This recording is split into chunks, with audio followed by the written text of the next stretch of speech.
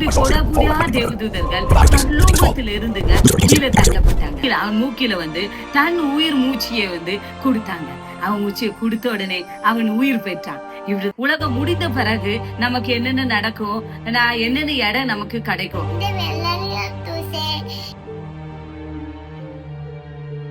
Praise the Lord. இந்த வீடியோல நம்ம உலகம் தோன்றும் முன்பதாக நடந்த சம்பவங்களும் உலகம் முடிந்த பிறகு நடக்க போகிற சம்பவங்களை பற்றியும் இந்த வீடியோல நம்ம பார்க்க போகிறோம். நம்ம முதலாவதாக உலகம் தோன்றும் முன்பு நடந்த சம்பவங்களை பற்றி வேதம் என்ன கூறுகிறது என்பதை நாம் சற்று தியானிப்போம். ஏசை எழுதின தீர்க்கதரிசன புஸ்தகத்துல 14ஆம் அதிகாரம் 12ஆம் வசனத்துல தெளிவாக சொல்லப்பட்டிருக்கிறது, அதிகாலையின் மகனாகிய விடிவெள்ளியே நீ வானத்திலிருந்து விழுந்தாயே என்று. இதை இங்கு கிங் ஜேம்ஸ் வெர்ஷன்ல கூட தெளிவாக கூறப்பட்டிருக்கு, ஓ லூசிபர் ஒலி. இது எதை பற்றி குறிக்கிறது என்று பார்ப்போம். நம்ம உலகம் தோன்றும் முன்பதாக பாருங்க, தேவன் வந்து கொடியான தேவதூதர்களை உண்டாக்கினாங்க. அதுல 3 தேவதூதர்களை ரொம்ப விசேஷமா உருவாக்கினாங்க. அது யாருன்னா மிகாவேல், காபிரியேல், லூசிபர் என்று. காபிரியேல் தேவதூதன் ஒரு நற்செய்தி கொண்டு வருகிற தேவதூதனா இருந்தான். இரண்டாவது மிகாவேல் தேவதூதன் அவன் யுத்தம் செய்கிறவனா இருந்தான். மூன்றாவது லூசிபர் தேவதூதன் அவன் ஆராதனை கூட்டத்தில் நடக்கும் போது பரலோகத்தில் அவன் 6 சிறகுகளை விரிக்கும் போதே மியூசிக் வரும். அதனால ஆராதனையே மிகவும் அருமையாக காணப்படும். பிரியமானவர்களே, இப்படியாக நடந்து கொண்டு வந்தது. அப்பொழுது ஆதியிலே தேவன் வானத்தையும் பூமியையும் சிருஷ்டித்தாருங்க. அந்த வானத்தையும் பூமியும் சிருஷ்டித்த பிறகு பரலோகத்துல ஒரு மீட்டிங் நடந்ததாம். என்ன மீட்டிங்னா, அந்த மீட்டிங்ல நம்முடைய கடவுள் சொன்னாரா, நான் ஒரு மனிதனை உருவாக்க போறேன். அந்த மனிதன் மேல நான் எல்லாத்தோட நான் மிகவும் ரொம்ப அன்பா இருப்பேன். அப்படியாக ஆண்டவர் சொல்லி இருந்தாங்க.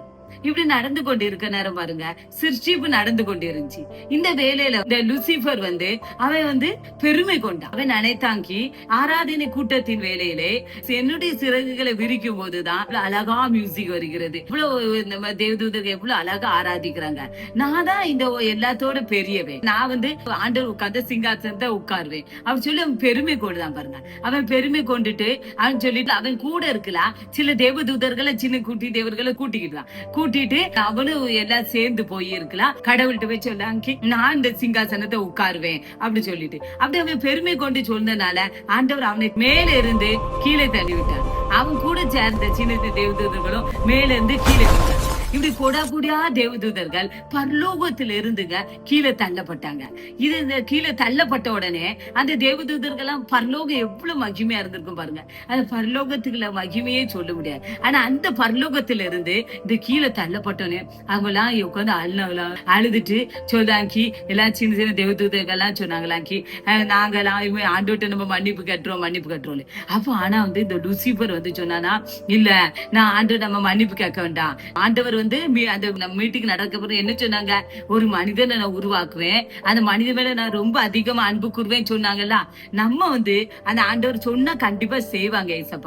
ஏசப்பா விரோதமா கீழ்ப்படியாம பண்ண வைப்போம். அப்போ இப்ப பாருங்க, நம்ம பிள்ளை நமக்கு கீழ்ப்படியாம இருந்தா நமக்கு எவ்வளவு வேதனையா இருக்கும். அதே மாதிரிதான் இருக்கலாம், நமக்கு ஆண்டவரோடு நம்ம சண்டை போட முடியாது, கடவுளோடு. ஆனா இன்டைரக்டா நம்ம கடவுளை தாக்கலாம் அப்படி சொல்லிட்டு அவன் என்ன பண்ணுதான், கீழே ஒரு சிங்காசனம் மாதிரி பண்ணி பூமிக்கு அடியிலே பாதாளத்திலே சிங்காசனம் மாதிரி பண்ணி அவன் உட்கார்ந்துக்கிட்டான். இப்படி உட்கார்ந்தோடனே இதுதான் பாருங்க, பரலோகத்துல இருந்து கீழே உளுந்தவன் தான் சாத்தான். இப்படிதான் உலகம் உண்டாகும் நடந்த இதெல்லாம் சம்பவங்க. அதுக்கப்புறம் பாருங்க, கொஞ்ச நாள் கழிச்சு எப்படி ஆண்டவருக்கு 1000 வருஷம் ஒரு நாள் போலங்க ஆண்டவர் சிருஷ்டிப்ப ஆரம்பிச்சுட்டு இருந்தாங்க.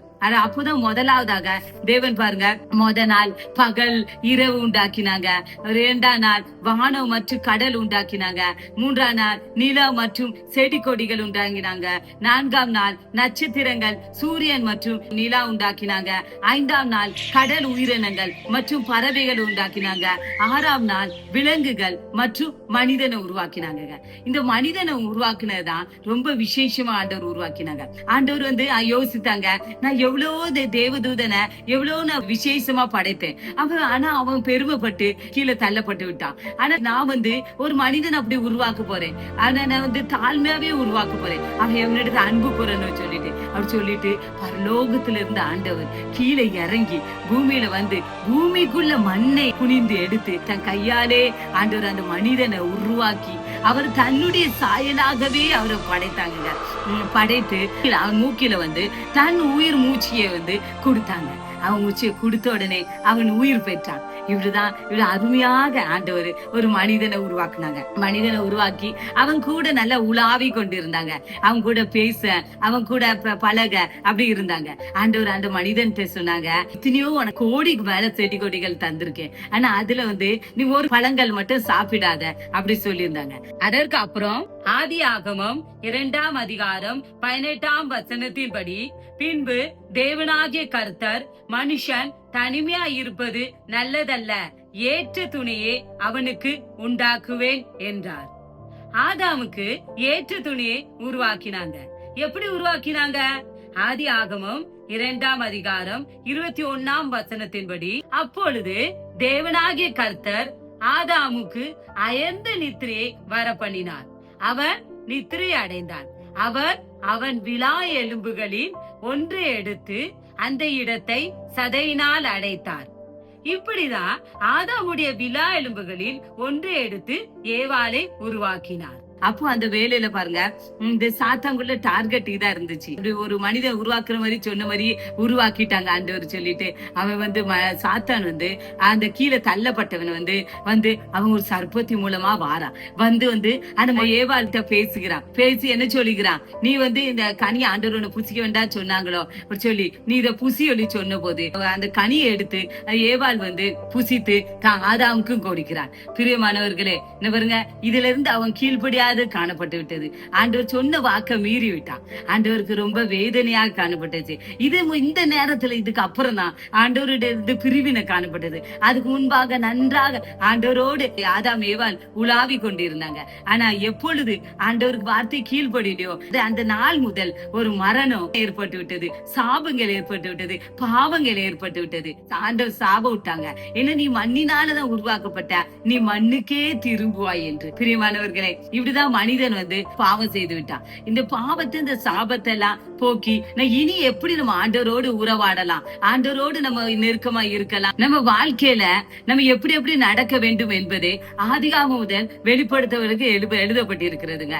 அதை நம்ம ஒவ்வொரு எபிசோடாக பார்ப்போம். உலகத்துல நம்ம எப்படி எப்படி வாழ போகிறோமோ அந்த வாழ்க்கையை பொறுத்துதான் நம்முடைய வாழ்க்கையில உலகம் முடிந்த பிறகு நமக்கு என்னென்ன நடக்கும், என்னென்ன இடம் நமக்கு கிடைக்கும், என்ன சம்பவங்கள் நடக்க போகிறது, அதை பற்றி பார்ப்போங்க.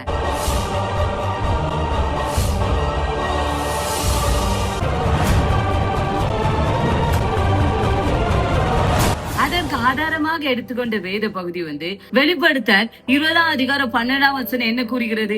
மரித்தோராகிய சிறியோரையும் பெரியோரையும் தேவனுக்கு முன்பாக நிற்க கண்டேன். அப்பொழுது புஸ்தகங்கள் திறக்கப்பட்டன, ஜீவ புஸ்தகம் என்னும் வேறொரு புஸ்தகம் திறக்கப்பட்டது.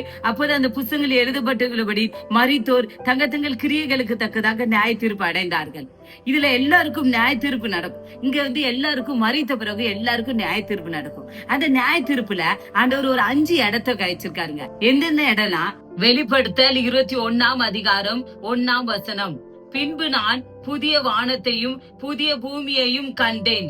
முந்தின வானமும் முந்தின பூமியும் ஒளிந்து போயின, சமுத்திரமும் இல்லாமல் போயிற்று. அப்ப என்ன உருவாகுது? புதிய வானம், புதிய பூமி. அதுக்கப்புறம் இப்போ 2ஆம் வசனம் வாசிக்கிறேன். யோவான் ஆகிய நான் புதிய எருசலேம் ஆகிய பரிசுத்த நகரத்தை தேவனிடத்தில் நின்று பரலோகத்தை விட்டு இறங்கி வர கண்டேன். அது தன் புருஷனுக்காக அலங்கரிக்கப்பட்ட மணவாட்டியை போல ஆயத்தமாக்கப்பட்டு இருந்தது.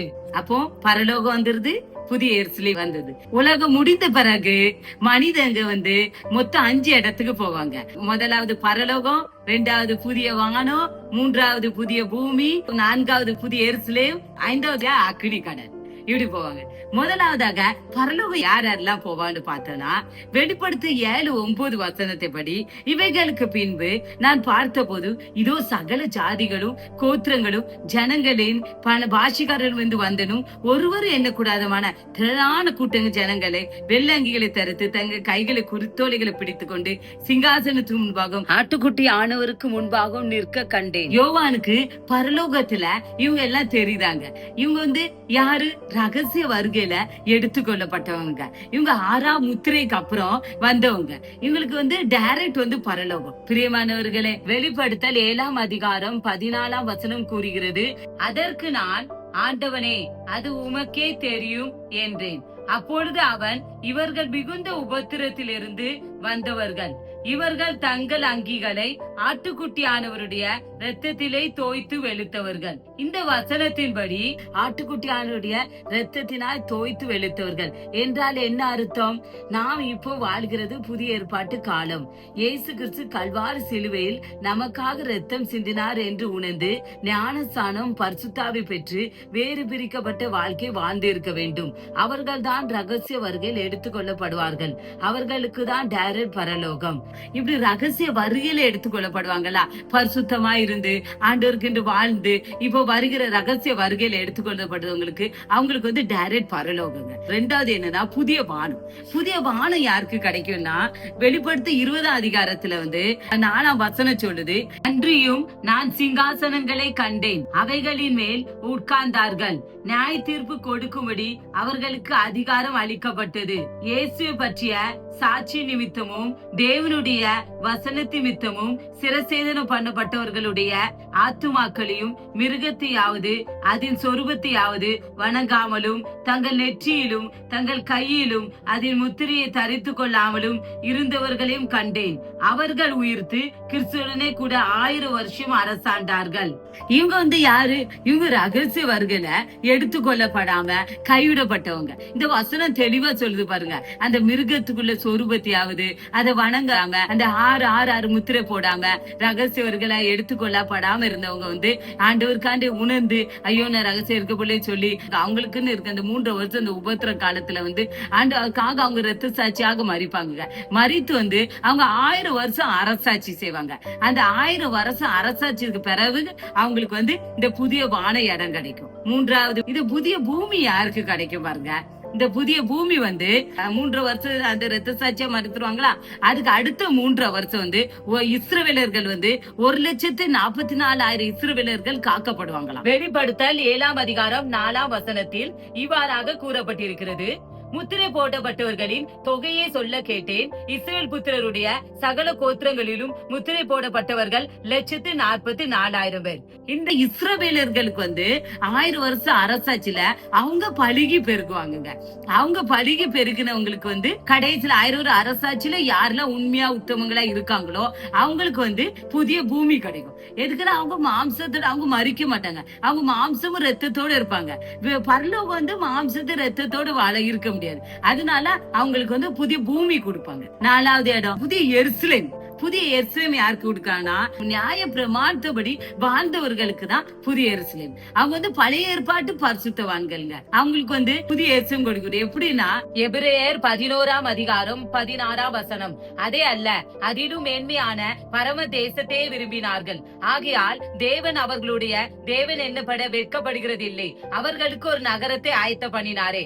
அதே போல எபிரேயர் பாருங்க 11ஆம் அதிகாரம் 10ஆம் வசனம் கூறப்பட்டு இருக்கிறது, ஏனெனி தேவன் தாமே கட்டி உண்டாக்கின அஸ்திபாரங்கள் உள்ள நகரத்துக்கு அவன் காத்து இருந்தான் என்று. அஸ்திபாரம் நகரம் எதுனா புதிய எருசலேம். இப்ப நாம இருக்கிற இந்த பூமி அந்தரத்துல சுத்துது, அஸ்திபாரம் இல்லை. ஆனால் புதிய எருசலேம் அஸ்திபாரம் இருக்கும். புதிய எருசலேம் அது சதுரம், 4 பக்கமும் 4 சைடு இருக்கு. ஒவ்வொன்றும் ஒவ்வொரு அளவு, ஒவ்வொரு அளவும் 12,000 சாதி தூரம், ஒவ்வொரு சைஸும்.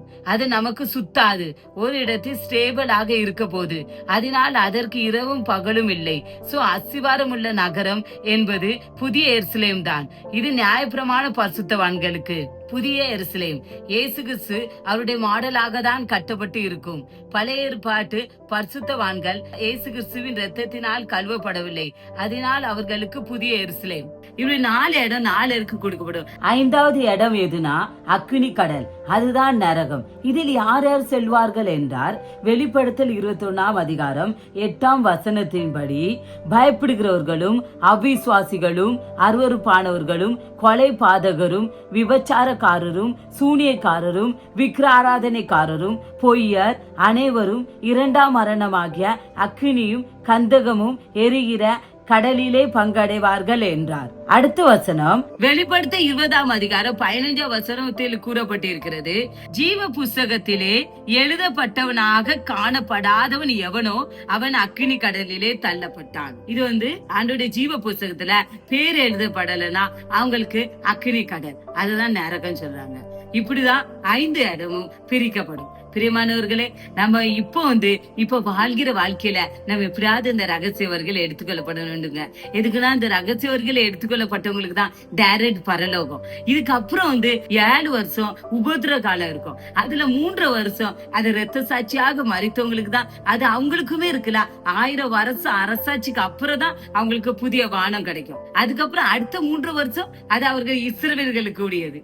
அதனால நம்ம எப்படியாவது இந்த வாழ்கிற வாழ்க்கையில நமக்கு வேதத்தின்படி நடந்து நம்ம எப்படியாவது நம்ம செய்கிற காரியங்களை நீதி நியாயத்தோட செய்து நம்ம வாழ்ந்து நம்ம எப்படியாவது நம்ம பரலோக போக பார்க்கணும். நம்ம இந்த அக்கினி கடலுக்கு தள்ளப்பட்டு விடாதபடி நாம இருப்போம் என்றால் நம்ம வாக்கியவான்களாக நான் காணப்படுவோங்க. இப்படியாக நாம உலகம் தோன்று முன்பதாக எப்படி நடந்த சம்பவங்களை நம்ம பார்த்தோம். அப்புறம் உலகம் முடிந்த பிறகு அவனோட கிரியைகளுக்கு தக்கதாக கிடைக்க போற இடத்தை நம்ம பார்த்தோம். ஃபர்ஸ்ட் நம்ம பார்த்தோம் ரகசிய வருகையில எடுத்துக்கொள்ளப்படுவாங்க, பரலோகத்துக்கு டைரக்டா போவாங்க. 2வது என்னன்னா 3 வருஷம் உபத்திர காலத்திலிருந்து ரத்த சாட்சியாக மறிக்கிறவங்க புதிய வானத்துக்கு போவாங்க என்று.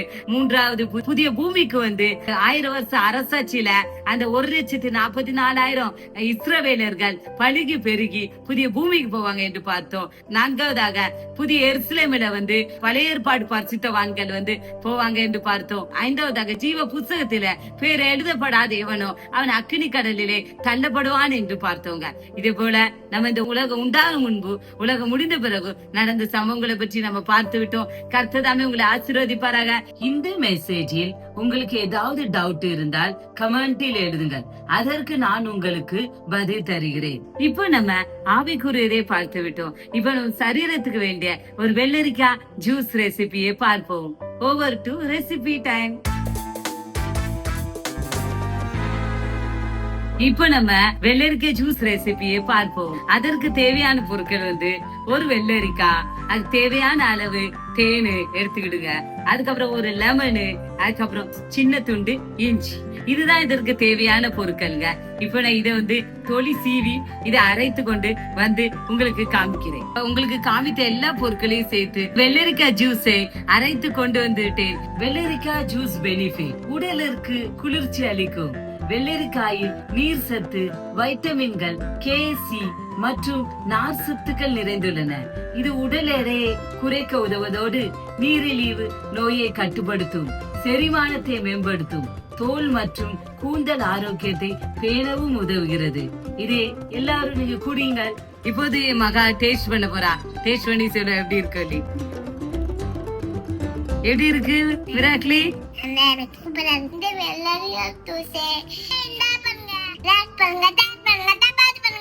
பாய்.